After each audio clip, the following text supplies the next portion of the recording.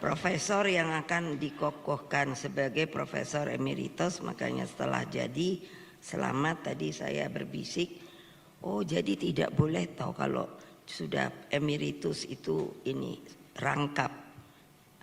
Oh katanya ndak bisa Bu.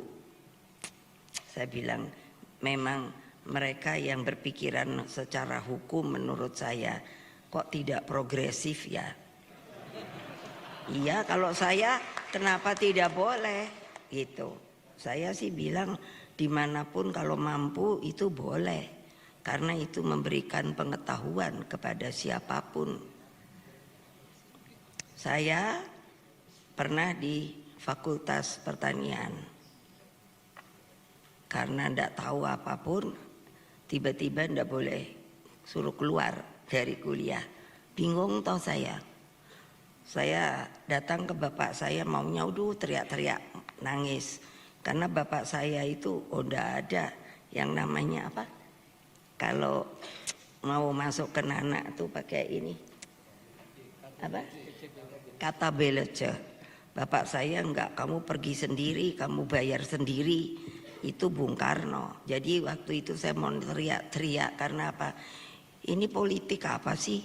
Katanya Pancasila, tapi tidak berkemanusiaan dan juga apa? Memangnya kalau orang Indonesia mau pintar itu enggak boleh. Tapi bapak saya hanya bilang, tepok ini saya. Kamu itu pintar, tahu apa enggak? Cari saja ilmu dimanapun juga. Loh kok berhasil ya? Terus masuk ke psikologi. Tapi karena terus saya kok kepakai untuk bantu dosen-dosen, ya sebagai asisten begitu. Tapi terus saya pikir, loh enggak dibayar, hanya dikasih makan siang saja. Sudah itu lama-lama kok mau dibawa keluar Jawa. Padahal anak saya sudah 3. Jadi saya rembuk sama suami saya. Udah deh saya berhenti aja dulu. Lah itu kan kamu kepingin ini punya apa? Punya gelar. Alah sudahlah nggak usah gelar-gelar. Yang penting ininya yang pintar. Tolong kalau tepuk tangan jangan ragu-ragu ya.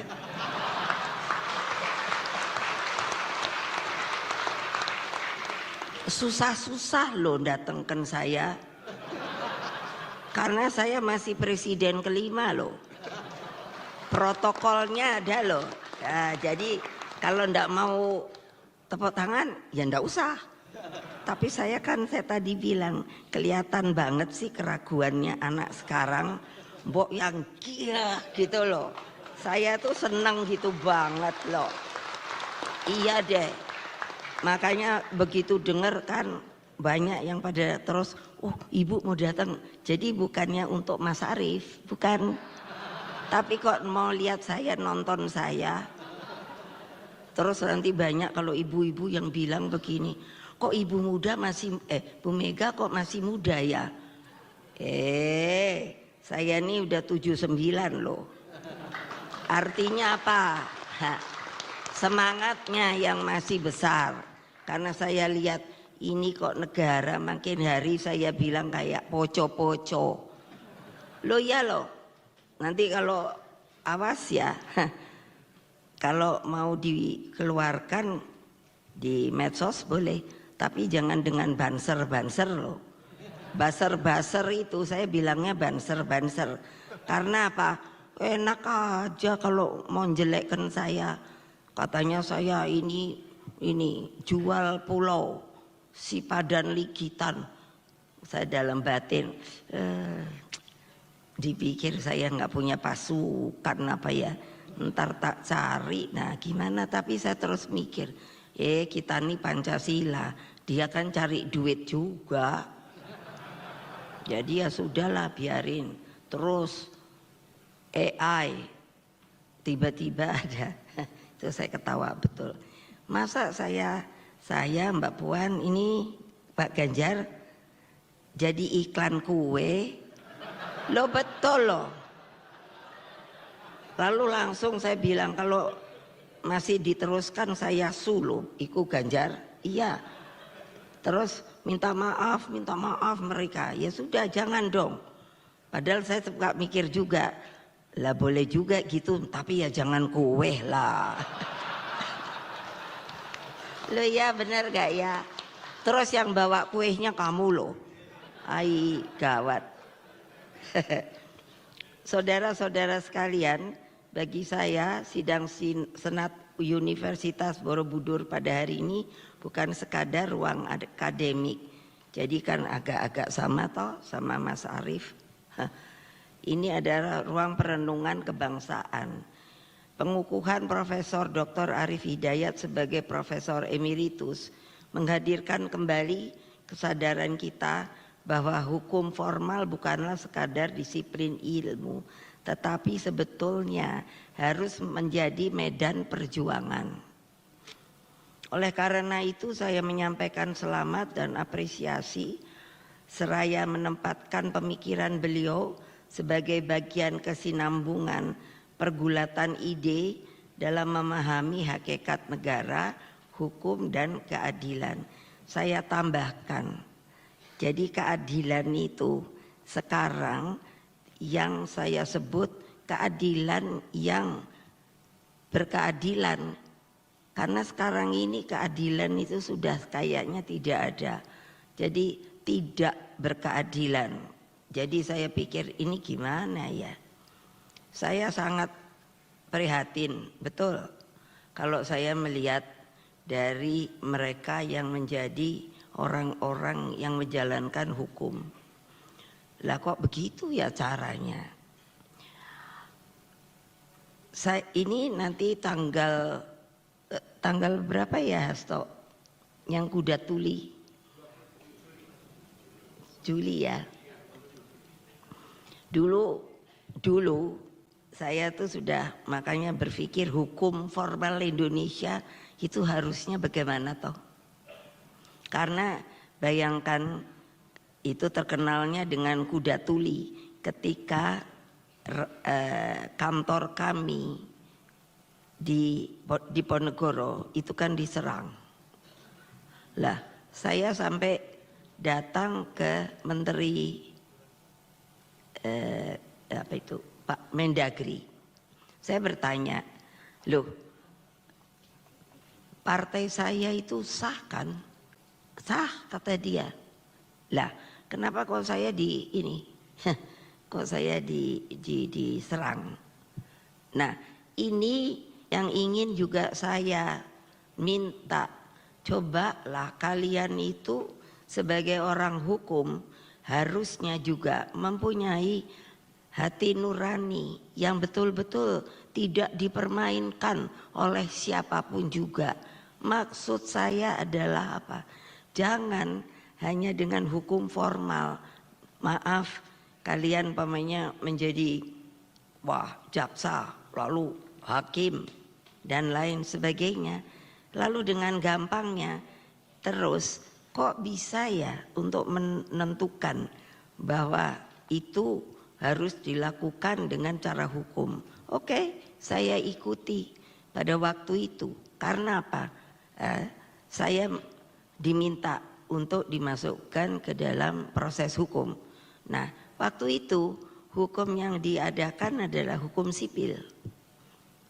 Dan pada kenyataannya ternyata pada waktu itu betul-betul bahwa kami kan ada di rumah sendiri, kantor pun tidak mengganggu keluar. Dan saya sudah membuat, karena itu dibilang oleh sementara, di PDI, waktu itu masih PDI, itu kan mau mimbar bebas, tidak ada ininya. Saya melakukan mimbar demokrasi dan ada aturan-aturan yang saya buat sebagai ketua umum bahwa tidak boleh mencaci maki dan lain sebagainya, tapi secara strict adalah menyampaikan sebuah harapan apa yang diinginkan. Masa begitu lalu diserbu? Akhirnya ketokannya apa? Itu adalah yang namanya harus diteruskan dengan yang namanya koneksitas antara pengadilan sipil dan pengadilan militer. Nah, saya waktu itu sebagai ketua umum, saya ini tulis surat katanya harus ke POM ABRI. Sudah sampai 2 kali, tidak ada jawaban. Nah ini sebagai, saya tidak provokator loh ini kejadian benar. Makanya kalau nanti dibilang oh Bu Mega provokator, no. Saya cinta pada negara ini, tapi saya tidak mau yang namanya negara ini diobrak-abrik oleh orang-orang yang hanya ingin merasakan kekuasaan. Mohon maaf, itu yang saya tidak mau. Nah sampai hari ini kan orang pinter-pinter semua ini, sampai ke belakang, tolonglah berbicara. Bagaimana sebenarnya yang jalannya kalau ada sebuah pengadilan itu harus bisa koneksitas. Dan mengapa tidak dijalankan? Apa aturannya kalau menolak atau apa? Tidak ada sama sekali. Satu. Yang kedua, saya prihatin sekali yang masalah anak yang disiram air keras. Nah, saya lihat, saya tidak akan sebut namanya. Loh, kok lucu ya? Ini pertanyaan bagi para orang pintar. Bahwa sebenarnya kalau seperti itu, pengadilannya apakah harus pengadilan militer ataukah pengadilan sipil?